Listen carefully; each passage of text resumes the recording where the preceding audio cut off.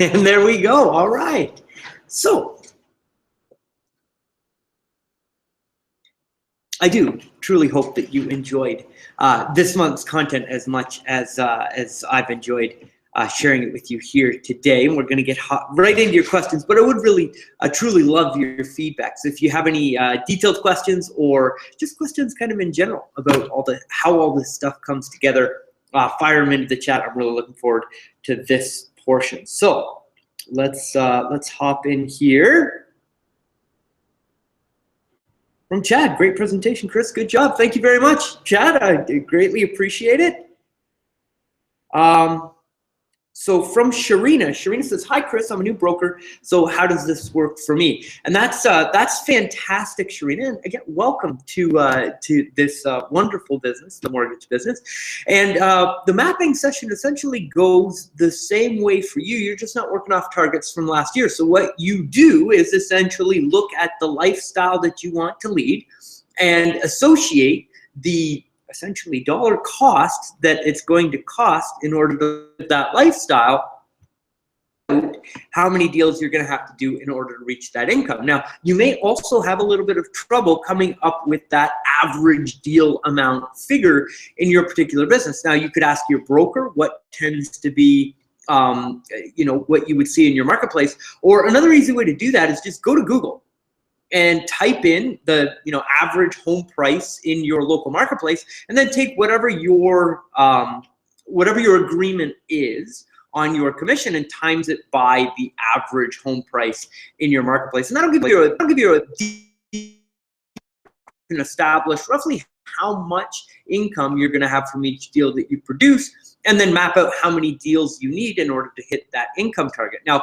again, you're going to focus on the second two boxes that you got in today's exercise, right? So you're going to be focusing just on referral partners themselves and getting realtors, financial planners, all those other professionals out in the industry to send you business as well. And then heavy on the marketing and your warm influence, your network, right? And having those people refer you as many deals as possible. Again, welcome. It's always a fun first year. I hope you have a fantastic time. And again, if we can help in any way, and let us know. Our next question here is from Tim. Hey, Tim, thanks for being on the event today. The only place I'm generating leads is online long-form leads, and I'm paraphrasing this a little bit. Online long-form leads outside of my database and referral partners. Can you give me an idea of conversion rates on this type of lead? So whenever you're generating online leads, you have to take into account the lead source that you're getting them from, and it kind of Google organic people that have read your ratings and reviews on the front page of Google are kind of like the top of the funnel. Those people tend to convert the highest, and then it kind of works its way down the funnel from there. So when you get into cold advertising on other sources that don't have purchase intent, like Facebook or any of those other things, those people are further out on the buying cycle, so your closing ratio isn't going to be as high. And your internal systems are also going to play a huge factor in what your actual closing rate is. So it's hard for me to give you a dead fast, this is what you should be closing. But to give you some tips, if you call your leads within the first 5 or 10 minutes from them filling out the web form, you have an autoresponder in place to continually follow up with those people with pre-programmed emails that automatically go out after they fill out their information. And you've got a monthly newsletter and some form of physical phone call follow-up that goes out on those leads after that. You should be achieving roughly a 10% conversion, like 10% closing ratio for the leads that you bring in through those online sources. And again, coming through the funnel, some will close higher and some will close lower, but across the average of all of the different traffic sources that you have, 10% is a great target to aim for, okay? So hopefully that helps you out. Phil is asking, quick question, was this recorded? So Phil, yes, all things the green light is on, so I'm pretty sure that we've got it and it will be recorded. Now, what we do with the recordings is we send them out after the event.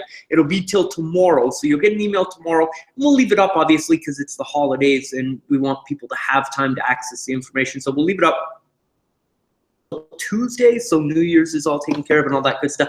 Then we take it down and we put it inside a membership area that is hosted by First National Financial, and you can get access to every single webinar that we have produced in this series. This is the 32nd episode or training that we have produced, and all 32 of those trainings are available in that membership area, as long as you are in good standing with the fine folks at First National. Just reach out to your account manager and they have the ability to get you access to that. So thank you for the question. Thank you for attending. I wish you all the best in 2017. I know you're going to crush it, and that's how you get access to that information. Our next one is from, and excuse me if I pronounce this improperly, but it's Javier, I believe. The J is an H, I think. So if I've messed up on that, let me know, and I apologize. The question here is, do you advise any type of monthly marketing campaigns? My answer to that is absolutely. I am a huge fan of advertising in general, but direct advertising more specifically. So when you look at monthly advertising, again, it's my recommendation that you kind of start at the top of the funnel, the highest quality leads that you can produce, because you have to spend the least amount of time converting those into actual clients and customers. So you should, on a monthly basis, at least have one marketing piece that goes to your database. So those are your past customers and your warm center of influence. You should have at least one thing that goes out to that database every single month that just builds your bond with them, establishes you as an authority, gives helpful information, train them, and then give them an opportunity to refer you business and come back to you to get, you know, all of the different associated services that you offer, right? So you should have at least one of those going every month. I'm also a huge believer that you should have at least one monthly marketing piece that's going out to new referral partners or existing referral partners that you already have, because I mean, it's great to have referral relationships, but they're relationships. They need work, right? They need effort. You need to maintain those relationships with those partners. So you should have at least one thing that you're doing every month, either a mailer that goes out or an email marketing campaign that goes out or a call campaign or a gift campaign, whatever it is. You should have something every month that's going out to the referral partners that are already sending you business and to new referral partners that you have on your target list, so that you can fill in that middle box that we went through in the exercise to get the amount of referrals that you need so that you can hit your personal income target. And then again, it is my belief that you should have marketing methods that run every single day out there in the marketplace, generating new warm leads for you in your business. And the number of leads that you need to generate, you can actually figure that out using the exercise that we just went through. So that marketing campaign, if you're going to close 1 out of every 10 leads that you generate, and you know how many leads you need from marketing next year, you can actually map out on a daily basis how many leads you need to generate next year in order to hit your income target. Now, I personally recommend running advertisements on Google and Facebook. You should have paid ads running on those two sources, I believe. And I also am a huge believer in Google organic search. You should be working on getting ratings, reviews, and testimonials from your past customers, putting those on your Google My Business page and all of the other assorted rating and review sites that are out there, and then working on your website to rank that website in the 3-pack on the front page in your local marketplace. So when people look for mortgage professionals, you show up with an overwhelming amount of social proof in your business. I personally have seen over the last year that become one of the main drivers of quality business for mortgage professionals. It's a huge thing that I advocate, and absolutely that should be on your calendar for marketing in 2017. If you have any specific questions about anything that I touched on there, please feel free to ask a follow-up question, and I'll get to it. I can. From Diane, thank you very much for the very informative webinar. Diane, thank you for attending. Fantastic to have you here. And again, all the best to you and your family in 2017. So our next question, assuming that this ties into another question that I may not have hit yet. So Antoine, I will get to your question, but it looks like this is a part question. So I'm going to find the other part and then I'll answer them both together, okay? From Donna, Donna says, I've been pretty lucky with my business and have not been marketing much. Where would you start? So Donna, I'm assuming that means that you get a lot of referrals from your warm network, the people that you know, and you probably have some pretty solid referral partners in your business as well.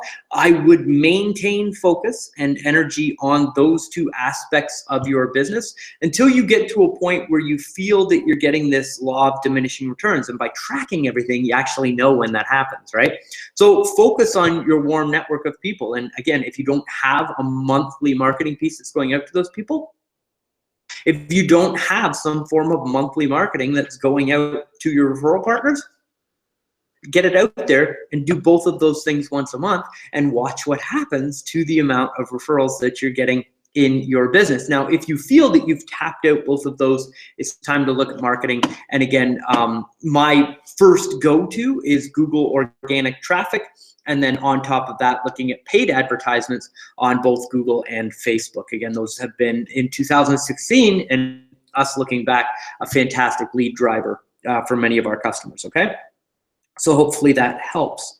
From Sharina has used the exercise, already done the math, and established how many deals she needs to do per month to hit her income goals for 2017. Man, thank you, Sharina, for sending that in. On my side of things, when I put the training together, that's what I want. I want to be able to give you that clarity and then see you go out and achieve that goal. Hopefully me being a very small part of getting you started on a fantastic 2017. So congratulations on that. And thank you for attending the event and doing the work.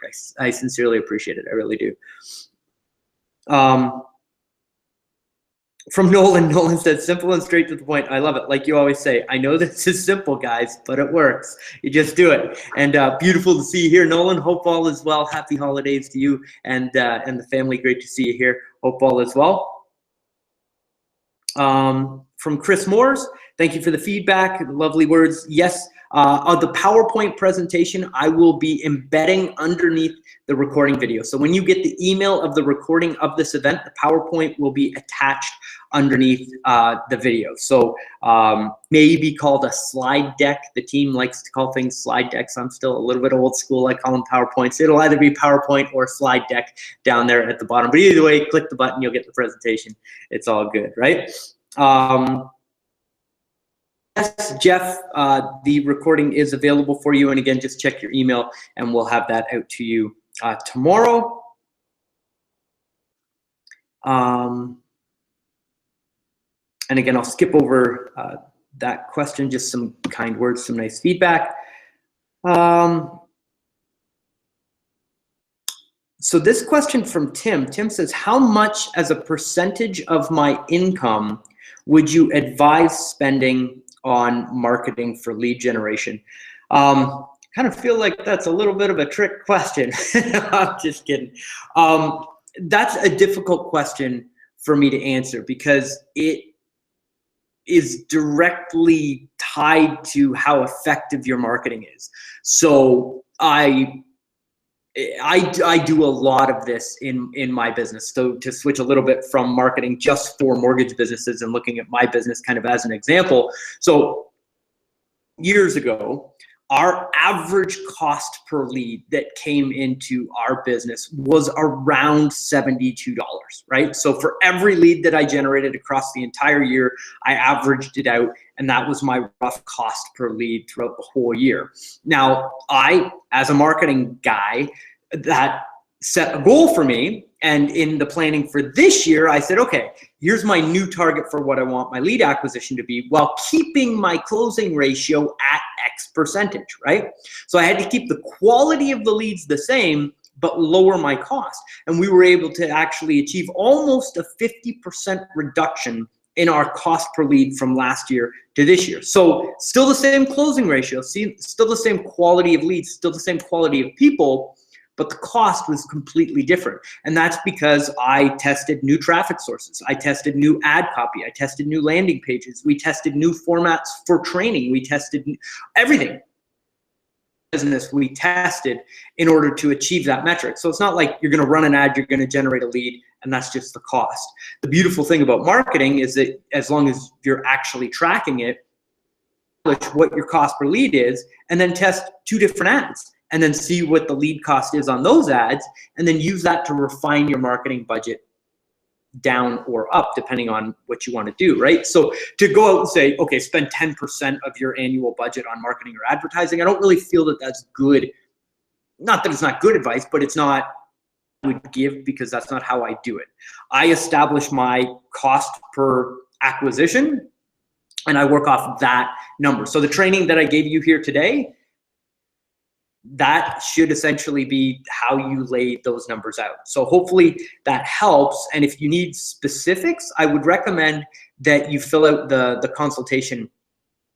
So cwjstone.com/funnel. Go there, book the appointment, and give me your numbers at the beginning of the call, and I'll map out your marketing plan as best I can in the half hour that we have to give you kind of that secure number as to, you know, here's what it kind of looks like for you.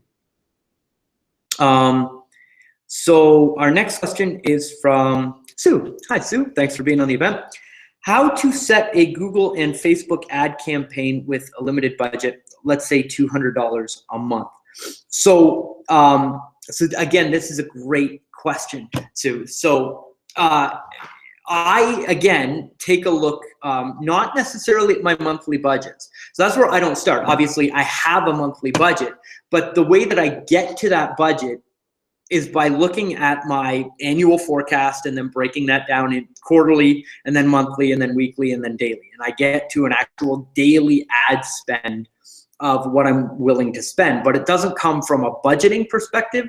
It comes from an acquisition perspective, right? So I know 10 leads that I generate, I'm going to acquire one customer. And I'm speaking in terms of the mortgage business and your business here. So if you know that you need to leads in order to acquire one customer, and your goal is, let's say, for example, 3 customers a month. You want to increase your business by 3 customers a month, right?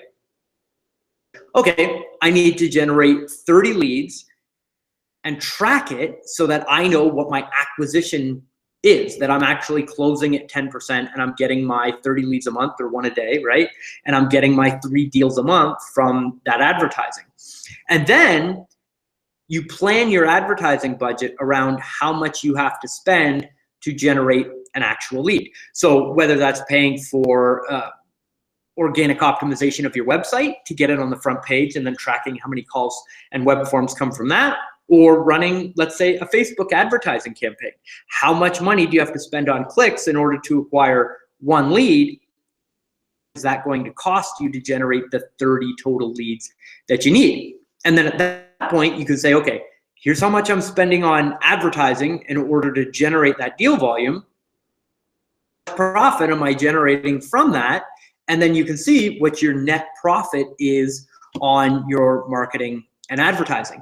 And the way that it was put to me, again, because I get coached on this stuff from a very high level from a number of people, and the way that it was put to me is, how much are you willing to spend to acquire a customer, right? And that, again, comes from my annual targets on how profitable I want the business to be. So I took those numbers and said, okay, I can spend X amount to bring in 1 new customer in my business. And then that is how I set my monthly advertising budget based on how many customers I wanted to bring into the business every month. So just a little bit of a mindset shift. And again, a phenomenal question, but look more at how many customers do I want to acquire? How much do I have to spend to acquire a customer? Rather than I have $200, right? It's just a little bit of a mindset shift. And again, that's when you get the joy of tracking and the joy of planning, because when you map out a plan and say, okay, I'm going to increase by 3 deals a month, this is how much money I'm going to spend in order to do that. And then you do it, you get this huge feeling of accomplishment in your business. Scale your advertising budgets and really hit some pretty lofty goals once you've got the power of those numbers. So, that may not have been the advice you wanted to hear, but it's been my journey and my experience that's how I've had to do it in my business. And again, that's really all I can speak to. So hopefully that serves you and that helps you. And again, thank you for the excellent question. Another great question, with a limited budget, should you focus on just Google or Facebook? You will get a higher quality prospect from Google than you will through Facebook, because they have purchase intent, right? So when somebody goes to Google and types in mortgage broker in whatever area, they're searching for a mortgage broker. When you run an ad on Facebook, you just know that somebody's been on a mortgage related or a real estate related website kind of in the last 60 or 90 days. So you know that they're roughly interested, but they're not looking for you at that moment, right? So you have to interrupt them in their news feed when they're looking at, you know, family and friends and all of the other things that happen on Facebook. You have to interrupt them and get them go. So Facebook funnels are normally a little bit broader. You've got to establish retargeting and some other things that go into a Facebook campaign that make them a little bit more that comes out of the lead generation funnel is as high a quality as possible. So you'll get less leads from Google, but they'll be higher quality, or you can generate a lot more leads on Facebook and just filter through with your time to get the prospects. Either way, they both work. And the ultimate answer to that question that I would give would probably be to run advertising on both, test them, and see which one ends up working for you. So hopefully that helps.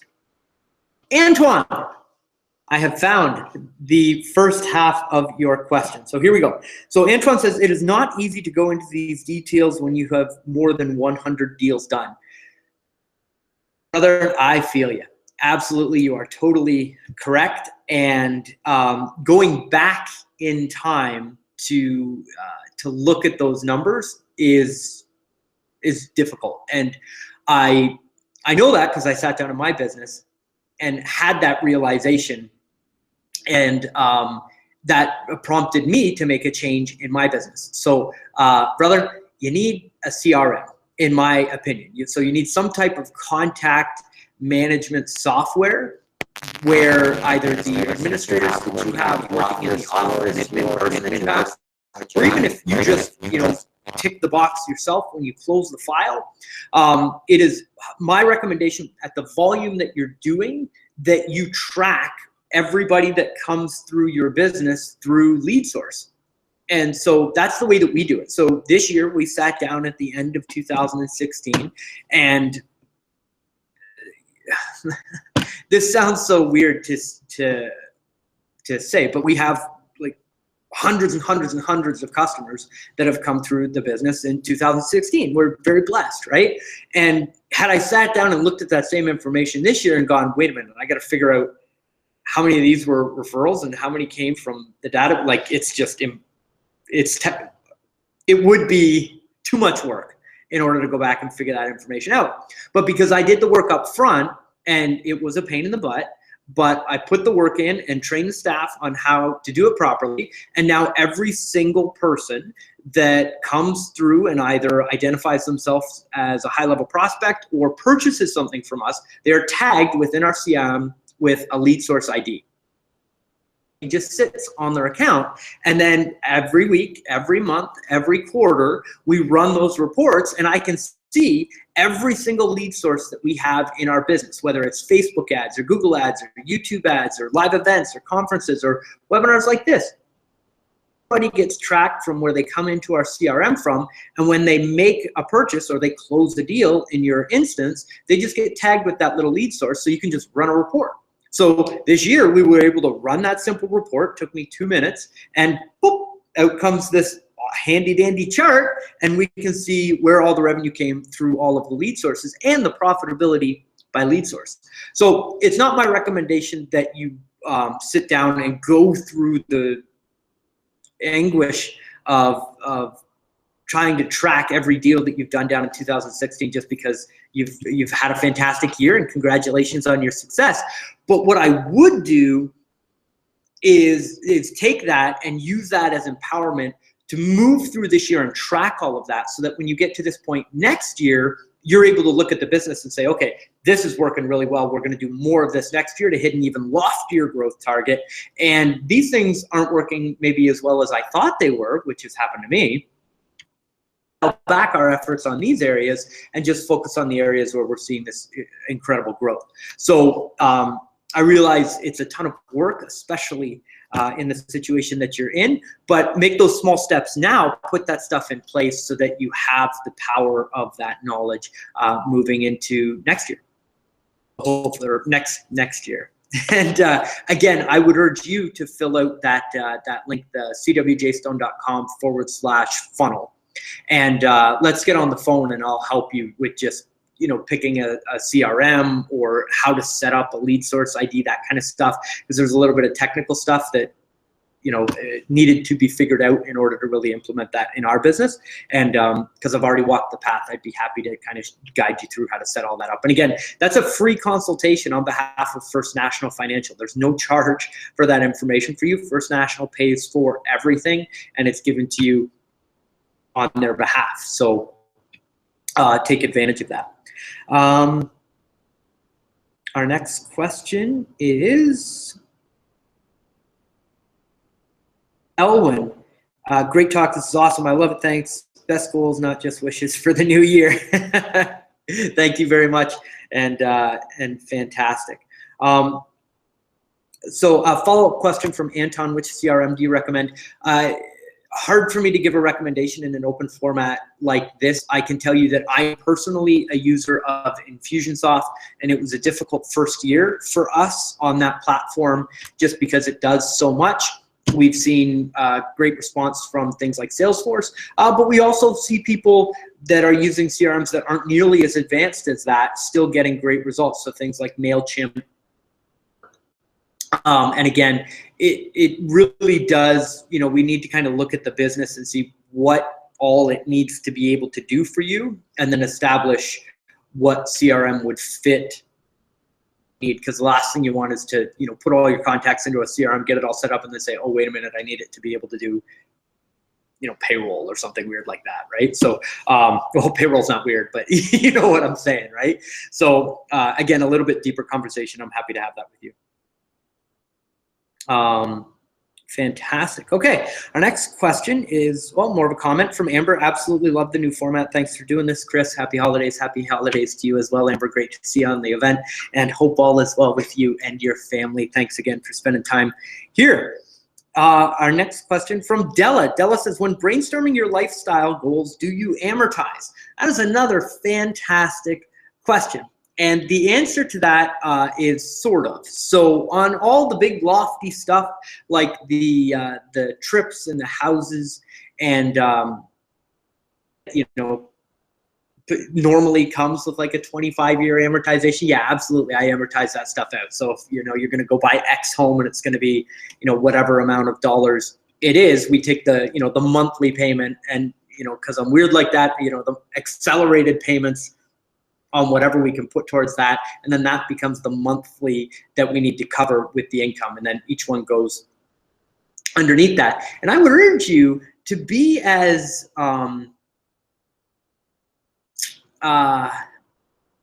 grandiose as possible when you do your first exercise. So I know when I did mine, and I get a little bit out of my comfort zone here with y'all. So we had weird things like, a second property where we just went for part of the year, and on there we had gardeners and we had cooks and we had, people that, made the food and then cooked the food. And it was like, it's based around yoga and being healthy and organic and all those wonderful things. And we just went crazy with like, okay, if we were going to live our absolute perfect lifestyle with absolutely everything that we could possibly think of, what would all that stuff cost? And then sat down and said, okay, let's take a look at what we really want. We don't want to be that crazy about it, but it's really nice to know that if we set the proper timeline on the goal to be able to do it.